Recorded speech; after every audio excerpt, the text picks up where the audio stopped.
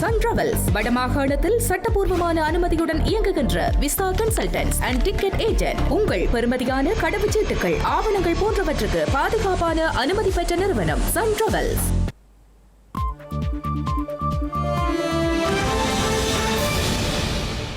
வணக்கம். இது ஐபிசி தமிழின் இரவு நேர பிரதான செய்திகள். முதலில் தலைப்புச் செய்திகள்.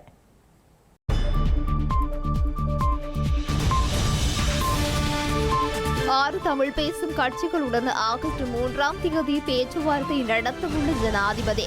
கடிதம் மூலம் கோரிக்கை விடுத்ததை தொடர்ந்து நகர்வு. நீதிபதிகளின் பதவிக்கால நீடிப்பை மக்களே தீர்மானிக்க வேண்டும். பொது வாக்கெடுப்பை கோரும் நாமல்.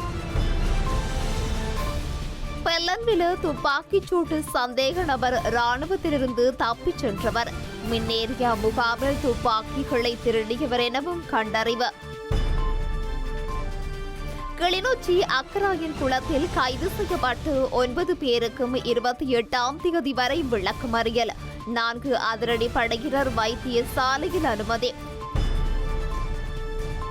வினாத்தாள் கசிவை முழுமையாக தடுக்க வேண்டும். புதிய கல்வி அமைச்சர் பிரகலாத் ஜோதியிடம் மாணவர்கள் கோரிக்கை. பெர்லினில் வாகனம் மற்றும் கத்திக்குத்து தாக்குதல். தப்பியோடிய 21 வயது சந்தேக நபரை தீவிரமாக தேடும் ஜெர்மன் காவல்துறை.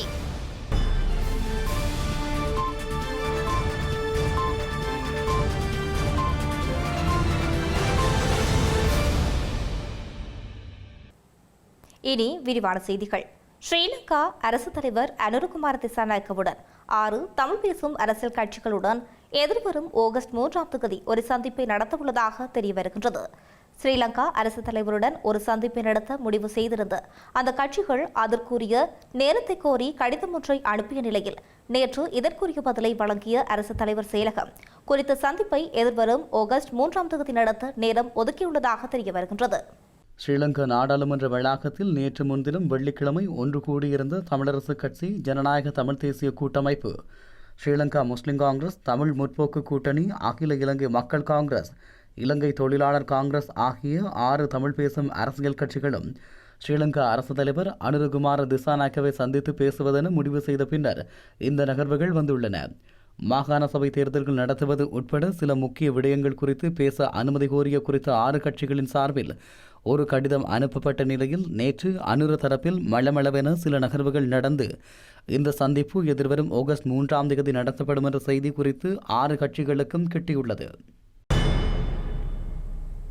உச்சநீதிமன்ற நீதிபதிகளின் பதவிக்காலத்தை நீடிப்பது தொடர்பாக எந்தவொரு முன்மொழிவும் பொது வாக்கெடுப்பு மூலம் மக்களால் தீர்மானிக்கப்பட வேண்டும் என ஸ்ரீலங்கா பொதுஜன பெரமுன தேசிய அமைப்பாளரும் நாடாளுமன்ற உறுப்பினருமான நாமல் ராஜபக்ச தெரிவித்துள்ளார்.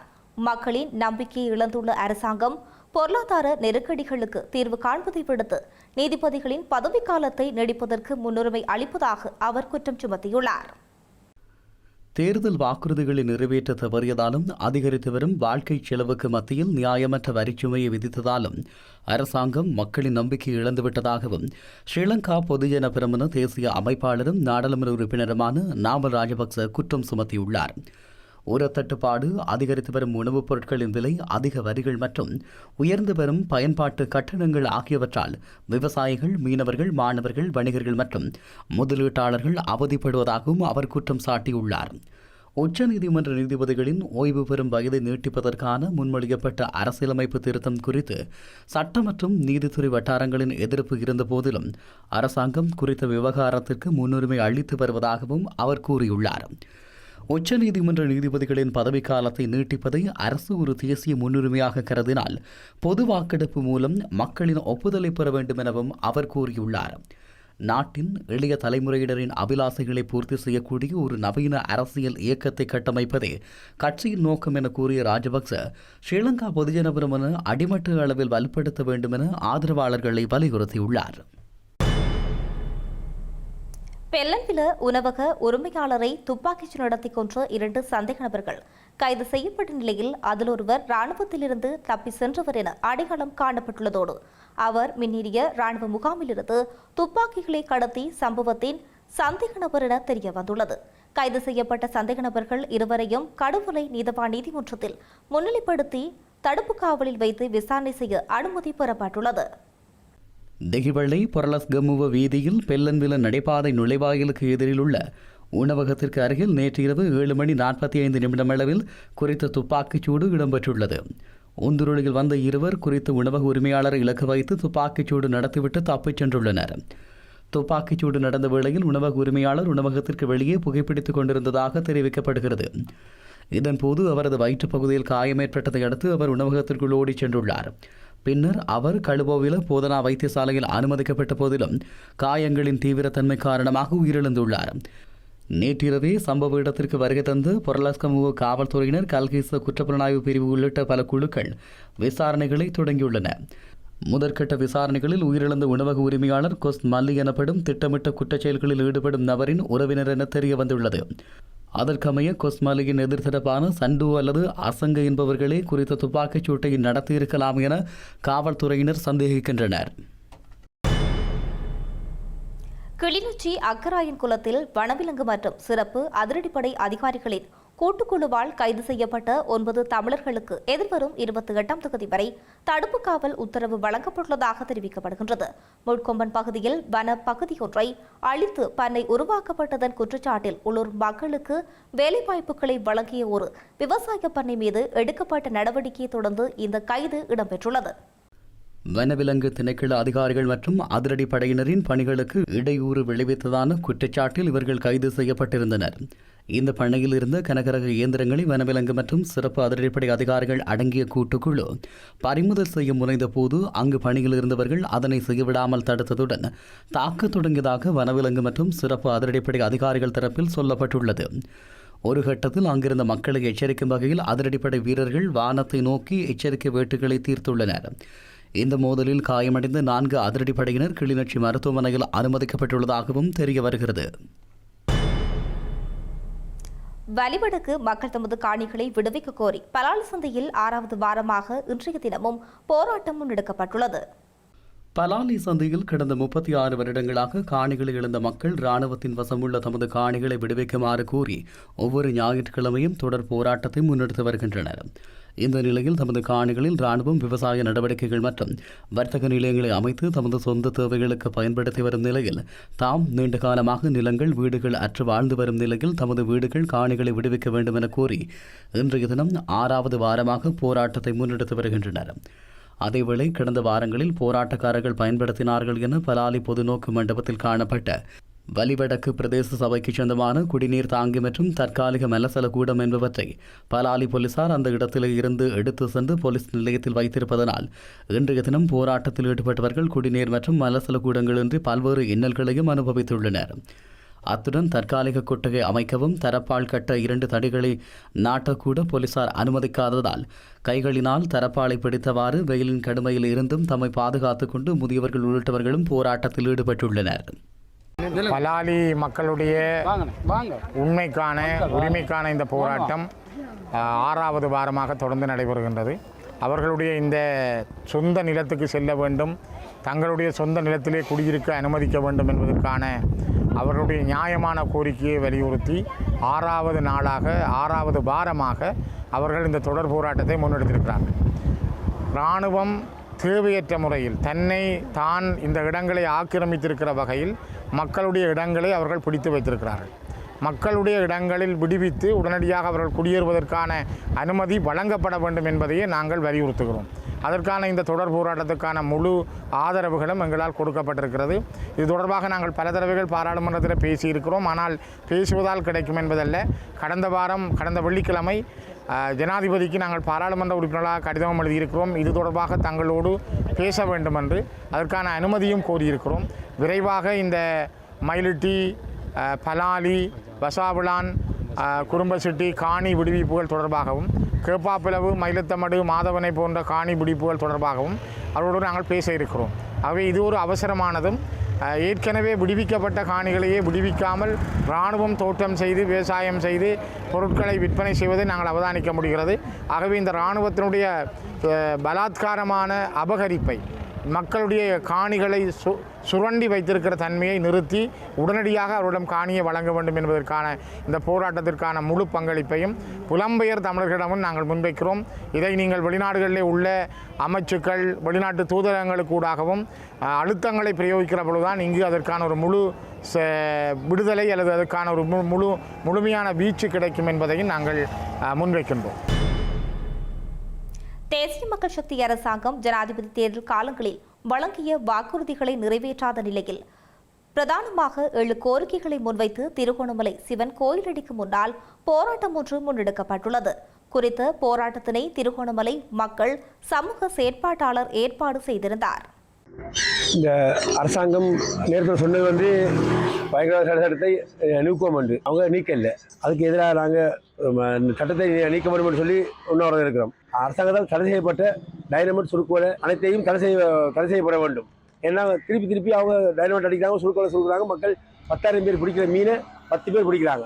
அது தடை செய்யப்பட வேண்டும். அடுத்த முக்கியமாக அரசியல் கைதிகளை அனைவரையும் விடுதலை செய்ய வேண்டும். அவங்க சொன்னவங்க அரசாங்கத்துக்கு வரவுகள் நாங்கள் அரசியல் கைதிகள் இருந்தால் விடுதலை செய்ய வேண்டும், அதை செய்ய வேண்டும். அடுத்த வடகிழக்கு உட்பட நாட்டின் அனைத்து மாகாண சபைகளையும் உடனடியாக நடத்தப்பட வேண்டும். அடுத்த நாட்டின் அனைத்து பிரதேசத்தையும் போதைப்பொருளற்ற நாடாக மாற்ற வேண்டும். குடு, கஞ்சா, ஐஸ், போதைப் பொருள், ஊசி, குளிசை எல்லாவற்றையும் முதல் அரசாங்கம் 15% தான் கட்டுப்படுத்துது. இப்போ அன்றாட கவர்மெண்ட் 85% கட்டுப்படுத்திட்டா. 15% தான் இருக்குது. அவங்க கட்டுப்படுத்துவாங்க நினைக்கிறேன், கட்டுப்படுத்த வேண்டும். அடுத்த செம்மணி புதைக்குழியில் 500க்கும் மேற்பட்ட எலும்புக்கூடுகள் எடுத்திருக்காங்க. அதை அவங்க உரிய விசாரணை செய்ய வேண்டும். அடுத்து இந்த மக்கள் படுற பாட்டுக்கு நாங்கள் இது ஒரு ஜனநாயக கடமையால் மக்களுக்காக ஒரு விழிப்புணர்வுக்காக தான் இதை நாங்கள் ஒரு இந்த உண்ணாவிரதத்தை மேற்கொள்கிறோம். இலங்கையில் கடந்த ஆண்டின் முதல் காலாண்டுடன் ஒப்பிடுகையில் இந்த ஆண்டின் முதல் காலாண்டில் இலங்கையில் கடவுச்சீட்டு விநியோகம் 34,878 என்ற அளவில் கணிசமாக குறைவடைந்துள்ளதாக குடிவரவு மற்றும் குடியகழ்வு திணைக்களம் தெரிவித்துள்ளது. இலங்கையில் கடந்த வருடத்தின் முதல் காலாண்டுடன் ஒப்பிடும்போது இந்த ஆண்டில் கடவுச்சீட்டு விநியோகம் பாரிய அளவில் வீழ்ச்சியடைந்துள்ளதாக குடிவரவு மற்றும் குடியகழ்வு திணைக்களம் தெரிவித்துள்ளது. இந்த ஆண்டின் முதல் காலாண்டில் கடவுச்சீட்டுகள் வழங்குவதில் குறிப்பிடத்தக்க குறைவு ஏற்பட்டுள்ளதாகவும் அந்த திணைக்களம் தெரிவித்துள்ளது. கடந்த ஜனவரியில் 65,351 கடவுச்சீட்டுகளும், பிப்ரவரியில் 54,161 கடவுச்சீட்டுகளும், மார்ச் மாதம் 50,356 கடவுச்சீட்டுகளும் விநியோகிக்கப்பட்டுள்ளதாக தெரிவிக்கப்பட்டுள்ளது. அதன்படி இந்த காலாண்டில் வழங்கப்பட்ட கடவுச்சீட்டுகளின் எண்ணிக்கை 1,69,868 ஆகும். எனினும் 2025 ஜனவரியில் 53,216, பிப்ரவரியில் 74,402 கடவுச்சீட்டுகளும், மார்ச் மாதம் 77,128 கடவுச்சீட்டுகள் வழங்கப்பட்டதாக தெரிவிக்கப்படுகிறது. அதன்படி முன்னைய வருடங்களோடு ஒப்பிடும்போது இந்த ஆண்டின் முதல் காலாண்டில் கடவுச்சீட்டு விநியோகம் சுமார் 34,878 ஆக குறைந்துள்ளதாக தெரிவிக்கப்படுகிறது. அதிலும் குறிப்பாக ஜனவரி மாதத்தை தவிர பிப்ரவரி மற்றும் மார்ச் மாதங்களில் இந்த கடவுச்சீட்டு வழங்கல்கள் கணிசமான அளவு குறைவடைந்துள்ளதாக சுட்டிக்காட்டப்பட்டுள்ளது. பிப்ரவரி மாத இறுதியில் மத்திய கிழக்கு மோதல்களால் ஏற்பட்ட ஸ்திரத்தன்மையே கடவுச்சீட்டுகளை வழங்குவதில் குறைவுக்கு காரணம் என்று தெரிவிக்கப்படுகிறது. இலங்கையில் இந்த ஆண்டில் இதுவரையில் 81,511 டெங்கு நோயாளிகள் பதிவாகியுள்ளதோடு 61 மரணங்கள் சம்பவித்துள்ளதாக தேசிய டெங்கு ஒழிப்பு பிரிவு தெரிவித்துள்ளது. அத்துடன் நாட்டில் தற்போது 175 அதி அபாய வலயங்கள் அடையாளம் காணப்பட்டுள்ளதாகவும் தேசிய டெங்கு ஒழிப்பு பிரிவு தெரிவித்துள்ளது. இலங்கையில் இந்த ஆண்டில் இதுவரை பதிவாகியுள்ள டெங்கு நோயாளர்களின் எண்ணிக்கை 81,511 உயர்ந்துள்ளதாக தேசிய டெங்கு ஒழிப்பு பிரிவு தெரிவித்துள்ளது. குறித்த காலப்பகுதியில் டெங்கு நோயினால் 61 மரணங்கள் பதிவாகியுள்ளதாகவும் அந்த திணைக்களம் சுட்டிக்காட்டியுள்ளது. அதிக எண்ணிக்கையிலான நோயாளர்கள் இந்த ஜூலை மாதத்திலேயே பதிவாகியுள்ளதாகவும் அதற்கமைய இந்த மாதத்தின் கடந்த சில நாட்களில் மட்டும் 26,136 டெங்கு நோயாளர்கள் அடையாளம் காணப்பட்டுள்ளதாகவும் அந்த பிரிவு தெரிவித்துள்ளது. அத்துடன் கடந்த ஜூன் மாதத்திலும் ஜூலை மாதத்தின் இதுவரையான காலப்பகுதியில் மாத்திரம் 47,670 நோயாளர்கள் பதிவாகியுள்ளதாகவும் தேசிய டெங்கு ஒழிப்பு பிரிவு சுட்டிக்காட்டியுள்ளது. குறித்த காலப்பகுதியில் அதிக அளவிலான டெங்கு நோயாளர்கள் மேல் மாகாணத்திலேயே பதிவாகியுள்ளனர். அந்த எண்ணிக்கை 43,132 பதிவாகியுள்ளது. அவற்றுள் அதிக அளவிலான நோயாளர்கள் கம்பகா மற்றும் கொழும்பு மாவட்டங்களில் பதிவாகியுள்ளதாக தெரிவிக்கப்பட்டுள்ளது. கோமாகம பகுதியில் 20 இடங்களில் பெண்களை விபத்துக்குள்ளாக்கிவிட்டு தப்பிச் செல்ல முயன்ற காவல்துறை விசேட விசாரணை பிரிவின் பொறுப்பதிகாரியான பிரதான காவல்துறை பரிசோதகர் ஒருவர் கைது செய்யப்பட்டுள்ளார். குறித்த சந்தேக நபர் மதுபோதையில் வாகனத்தை செலுத்தியமை கண்டறியப்பட்டுள்ளதோடு குறித்த சம்பவம் தொடர்பிலான மேலதிக விசாரணைகளை காவல்துறையினர் முன்னெடுத்துள்ளனர். 2 வெவ்வேறு இடங்களில் 2 பெண்களை விபத்துக்குள்ளாக்கி மகளொன்றில் தப்பிச் செல்ல முயன்ற கேமாகம சிரேஷ்ட காவல்துறை அத்தியட்சகர் பிரிவின் விசேட விசாரணை பிரிவின் பொறுப்பதிகாரியான பிரதான காவல்துறை பரிசோதகர் ஒருவர் கைது செய்யப்பட்டுள்ளார். ஹை லெவல் வீதி மீகுட எரிபொருள் நிரப்பு நிலையத்திற்கு அருகிலும் மற்றும் வட்டரக்க 20ஆம் கட்டை பகுதியிலும் குறித்த விபத்து இடம்பெற்றுள்ளது. நேற்றிரவு 11:30 மணிக்கும் 11:57 மணிக்கும் இடைப்பட்ட காலப்பகுதியில் குறித்த 2 விபத்துகளும் இடம்பெற்றுள்ளதாக காவல்துறையினர் தெரிவித்துள்ளனர். மேற்கொள்ளப்பட்ட மதுபோதை சோதனையில் சந்தேக நபர் மதுபோதையில் வாகனத்தை செலுத்தியுள்ளமை கண்டறியப்பட்டுள்ளதாக காவல்துறையினர் தெரிவித்துள்ளனர். கைது செய்யப்பட்ட குறித்த சந்தேக நபர் கேமாகம நீதவான் நீதிமன்றத்தில் முன்னிலைப்படுத்தப்பட்டுள்ளார். மத்திய கல்வி அமைச்சர் தர்மேந்திர பிரதான் நேற்று தனது பதவியிலிருந்து விலகியதை அடுத்து மத்திய நுகர்வோர் விவகாரங்கள் துறை அமைச்சராக உள்ள பிரகலாத் ஜோஷிக்கு கல்வித்துறையின் கூடுதல் பொறுப்பு வழங்கப்பட்டுள்ளது. இந்த நிலையில்தான் புதிய கல்வி அமைச்சர் வினாத்தாள் கசிவுகளை முற்றிலுமாக தடுத்து அனைவருக்கும் கட்டுப்படியாகும் வகையில் கல்வியை முறைப்படுத்த வேண்டும் என போராட்டத்தில் ஈடுபட்ட மாணவர்கள் கோரிக்கை விடுத்துள்ளனர். நீட் தேர்வு வினாத்தாள் கசிவு முறைகேடுகளை கண்டித்து கரப்பான்பூச்சி ஜனதா கட்சி அமைப்பின் தலைமையிலான மாணவ அமைப்பினரும் லட்சக்கணக்கான மாணவர்களும் டெல்லி ஜந்தர் மந்தரில் தொடர் போராட்டங்களில் ஈடுபட்டு வந்தனர். போராட்டத்தின் உச்சகட்டமாக வினாத்தாள் கசிவுக்கு பொறுப்பேற்று மத்திய கல்வி அமைச்சர் தர்மேந்திர பிரதான் நேற்று தன்னுடைய பதவியிலிருந்து விலகினார். தர்மேந்திர பிரதானின் விலகலை தொடர்ந்து கர்நாடகாவின் தார்வாடு தொகுதியில் இருந்து 5 முறை நாடாளுமன்ற உறுப்பினராக தேர்ந்தெடுக்கப்பட்ட மூத்த பாஜக தலைவரும் நுகர்வோர் விவகாரங்கள் துறை அமைச்சருமான பிரகலாத் ஜோஷிக்கு கல்வித்துறை கூடுதல் பொறுப்பாக ஒதுக்கப்பட்டுள்ளது. இனிவரும் எந்த ஒரு தேசிய அளவிலான போட்டித் தேர்வுகளிலும் வினாத்தாள் கசியாத வண்ணம் தேசிய தேர்வுகள் முகமையை முற்றிலும் சீரமைக்க வேண்டும் என புதிதாக பொறுப்பேற்றுக் கொண்ட பிரகலாத் ஜோஷுக்கு மக்கள் கோரிக்கை விடுத்துள்ளனர். ஏழை மற்றும் நடுத்தர குடும்பத்து மாணவர்கள் உயர்கல்வி பெறுவதை உறுதி செய்யும் வகையில் கல்வி அமைப்பை குறைந்த செலவில் கிடைக்கச் செய்ய வேண்டும் என்றும் அவர்கள் கோரிக்கை முன்வைத்தனர். வினாத்தாள் கசிவில் ஈடுபடும் தேர்வு மாவியாக்கள் மீது புதிதாக முன்மொழியப்பட்டுள்ள சட்டத்தின் கீழ் 10 ஆண்டுகள் சிறை மற்றும் 50 லட்சம் ரூபாய் அபராதம் உள்ளிட்ட கடுமையான நடவடிக்கைகளை உடனடியாக அமுல்படுத்த வேண்டும் என்றும் அவர்கள் கோரிக்கை விடுத்துள்ளனர். ஜெர்மனிய தலைநகர் பெர்லினில் நேற்று நடத்தப்பட்ட வாகன தாக்குதலில் குற்ற சந்தேக நபரான 21 வயதான அப்துலினும் கைது செய்யப்படாத நிலையில் இந்த இளைஞன் குறித்து ஜெர்மனி காவல்துறை ஞாயிற்றுக்கிழமை தேடுதல் அறிவிப்பை வெளியிட்டுள்ளது. காவல்துறை இணையத்தில் வெளியிடப்பட்ட இந்த அறிவிப்பில் குறித்த சந்தேக நபர் வாகன தாக்குதலில் சம்பவத்துக்கு பின்னர் பல வழிபோக்கர்களை கத்தியால் குத்தப்பட்டதாகவும் கூறப்பட்டுள்ளது. இந்த தாக்குதலில் ஒருவர் பலியாகி 16 பேர் காயமடைந்த நிலையில் அதில் 3 உயிருக்கு ஆபத்தான நிலையில் உள்ளதாக தெரிவிக்கப்பட்டுள்ளது. பிரான்ஸ் மற்றும் ஸ்பெயினில் பெரும் காட்டுத்தீ பரவல் தீவிரமாக பரவி வருவதால் இதுவரை 3 லட்சத்துக்கும் மேற்பட்ட மக்கள் பாதுகாப்பான இடங்களுக்கு வெளியேற்றப்பட்டுள்ளனர். தீயணைப்பு பணிகள் சவாலாக மாறி வருவதால் எதிர்வரும் மணி நேரங்கள் மிகவும் கடினமாக இருக்கலாம் என்று பிரான்ஸ் பிரதமர் எச்சரித்துள்ள நிலையில் இன்று அதிகாலை முதல் 55,000 பேரை புதிதாக வெளியேற்றும் நடவடிக்கைகள் இடம்பெற்றுள்ளது. ஜிரோன் மாகாணத்தில் கடந்த புதன்கிழமை முதல் பல இடங்களை மிகவும் பேரழிவுக்கு உள்ளாக்கி வரும் காட்டுத்தீ மீண்டும் தீவிரமடைந்ததைத் தொடர்ந்து போர்த்தோ நகரைச் சுற்றியுள்ள சில நகரங்களில் இருந்து தொடர்ந்து மக்கள் வெளியேற்றப்பட்டுள்ளனர். நேற்று மாலை ஜூ-400 இராணுவ போக்குவரத்து விமானம் முதற்கட்ட மீட்புப் பணியை மேற்கொண்ட நிலையில் மாலை முதல் தீயை அணைக்கும் பணிகளுக்காக மொத்தம் 1500 துருப்புகள் களமிறக்கப்பட்டுள்ளன. இந்த காட்டுத்தீயினால் பாதிக்கப்பட்ட பிரெஞ்சு பகுதிகளுக்கு தனது நாட்டு உதவிகளை அனுப்புவதாக ஜெர்மன் அதிபர் பிரெட்ரிக் மெர்ஸ் அறிவித்துள்ளார். ஐரோப்பாவில் தற்போது ஸ்பெயின், இத்தாலி, பிரித்தானியா ஆகிய நாடுகளிலும் காட்டுத்தீ பரவல் உள்ள போதிலும் பிரான்சின் பெரும்பாலான பகுதிகளில் நிலவும் வெப்ப அலை மற்றும் தண்ணீர் வறட்சியும் மோசமான காட்டுத்தீயை உருவாக்கியுள்ளது. அந்த வகையில் ஜிரோன் மற்றும் அதன் அண்டை மாகாணமான லாண்டஸ் உட்பட தென்மேற்கு பிரான்சில் ஒரே நேரத்தில் 30 காட்டுத்தீ பரவல்கள் உள்ளமை குறிப்பிடத்தக்கது. செய்தி நிறைவாக மீண்டும் தலைப்புச் செய்திகள்.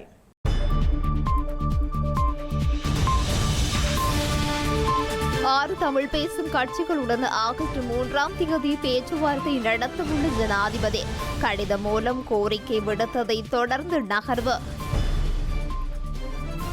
நீதிபதிகளின் பதவிக்கால நீடிப்பையும் மக்களே தீர்மானிக்க வேண்டும். பொது வாக்கெடுப்பை கோரும் நாமல். பெல்லன்வில துப்பாக்கிச்சூட்டு சந்தேக நபர் ராணுவத்திலிருந்து தப்பிச் சென்றவர் மின்னேரியா முகாமில் துப்பாக்கிகளை திருடியவர் எனவும் கண்டறிவு. கிளிநொச்சி அக்கராயன் குளத்தில் கைது செய்யப்பட்டு 9 பேருக்கும் 28ஆம் தேதி வரை விளக்கமறியல். 4 அதிரடி படையினர் வைத்தியசாலையில் அனுமதி. வினாத்தாள் கசிவை முழுமையாக தடுக்க வேண்டும். புதிய கல்வி அமைச்சர் பிரகலாத் ஜோதியிடம் மாணவர்கள் கோரிக்கை. பெர்லினில் வாகனம் மற்றும் கத்திக்குத்து தாக்குதல். தப்பியோடிய 21 வயது சந்தேக நபரை தீவிரமாக தேடும் ஜெர்மன் காவல்துறை.